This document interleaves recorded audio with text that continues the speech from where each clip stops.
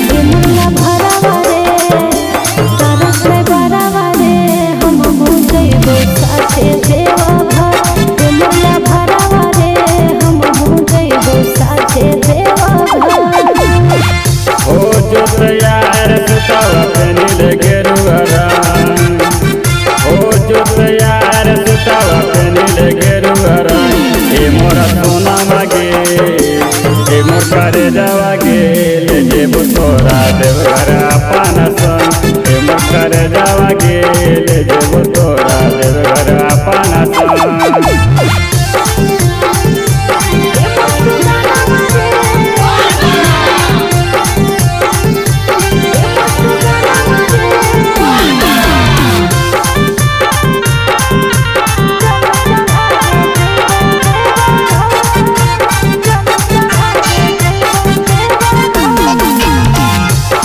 खातिर कौन चीज माना ही गे प्यारे लेके जेब जब तोरा शिव के दुआरे।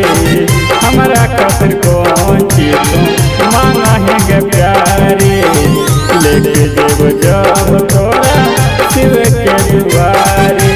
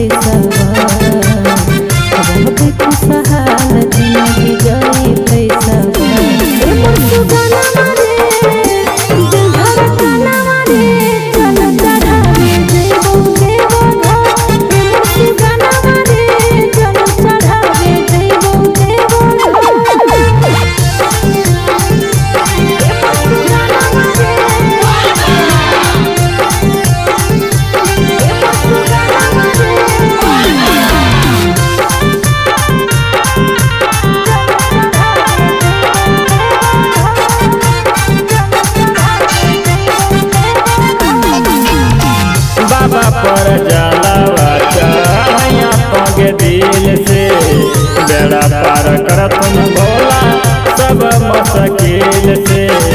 बाबा पर जलावा चढ़ैया पगे दिल से बेड़ा पार करत भोला सब मुश्किल